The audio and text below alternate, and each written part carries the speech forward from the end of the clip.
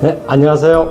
알고 있으면 쓸모있는 정보를 드리는 SS인상입니다. 오늘은 2024년 갑진년 푸른 청룡의 해에 기억하면 좋은 부동산 정책 중에서 몇 가지를 알려드리고자 합니다. 그 첫 번째로 일단 신생아 대출이라는 특례가 있습니다. 지금 막 결혼하거나 결혼 예정이신 3040 신혼부부들에게 좋은 대출입니다. 저출산과 맞물려서 아이를 낳으면 저금리로 대출을 해주는 조건인데요.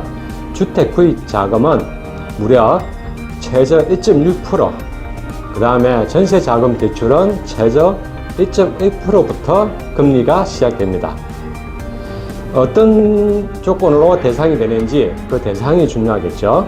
2023년에 출생한 아이를 둔 무주택 가족부터 대상이 됩니다. 대출을 신청하시는 시점에 2년 내에 출산한 아이가 있어야 한다는 조건이 있는 거고요. 부부 합장소득이 1억 3천만 원 이하면 되고요. 혼인신고 여부와 상관없이 대출 신청이 가능합니다. 아까 말씀드린 최저금리는 8,500만 원 이하의 경우이고 8,500만 원 이상의 경우는 2.7% 정도 금리입니다. 2.7% 정도 금리라고 하면은 신혼부부, 그 다음에 생애 최초 대출하고 비슷하다고 보십니다. 주택 구입 위한 대출은 매매가 9억 원 이하의 집에 대해서 최대 5억 원까지 가능합니다. 전세 자금 대출은 주도권 기준으로 전세 보증금 5억 이하로 한도는 3억까지 가능합니다. 해당 금리로 적용이 되는 기간은 구입 자금은 5년, 전세 자금 대출은 4년으로 한정되어 있습니다. 이 대출을 받기 위해서 아이를 낳는 것은 아니지만 현재의 시기에 아이가 태어났고 또 이사를 해야 하거나 주택을 구입할 의향이 계신다면 충분히 저금리의 혜택을 활용해 보는 것도 좋은 것이라 보여집니다. 두 번째 변화는 청약통장 제도가 개편이 되는 것입니다. 일부분은 내용이 좀 많기 때문에 별도로 제 영상에서 소개를 해드렸으니까 저희 유튜브 채널에서 살펴보시기 바랍니다. 세 번째로는 각종 세법이 개정이 됐습니다. 고가주택에 대한 감주임대로 소득 과세라든지 월세에 대한 세액공제 소득 기준 및 한도가 상향되었고요. 증여 재산에 대한 공제 조건이 추가로 변경이 됐습니다.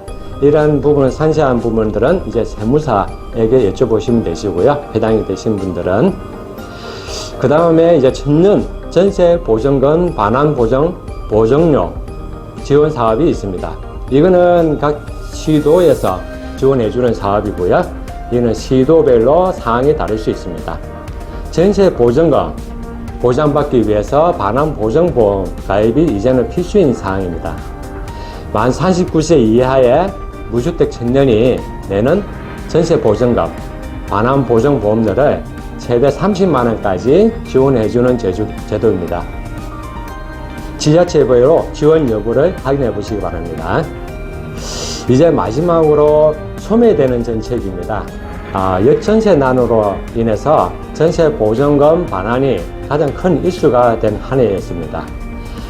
세입자에게 전세 보증금을 돌려주기 위해서 시행됐던 집주인 전세금 반환 대출이 1년간의 한시적 기간으로 진행이 되었기에 2003년 7월부터 올해 2003년 7월 31일까지가 신청이 가능한 기간입니다. 2004년 8월 1일부터는 실질적으로는 제도가 소멸될 수 있습니다. 제 개인적인 의견으로는 정부에서 검토를 해서 부동산 시장과 안전한 주거 환경을 위해서 1년간 추가적으로 연장을 했으면 하는 제도입니다. 한도는 DSR 기준은 제외하고요. DTI 기준으로만 60%그 한도 내에서 대출을 해줍니다. 올해 7월 이내에 임차인의 확보를 못해서 전세 보증금 반환을 해야 하는 집주인분들이 계시다면 전세금 반환 대출을 받으시고 좀 더 여유있게 임차인을 구하실 수 있다고 보여집니다. 전세금 반환 대출을 받은 상태에서 신규주택을 구입하는 것은 안 된다는 것은 당연하겠죠.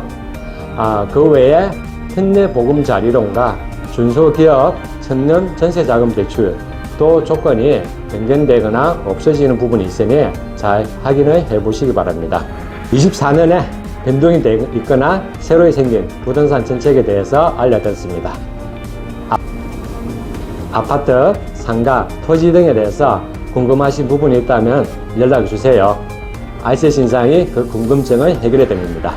오늘도 좋은 하루를 보내세요.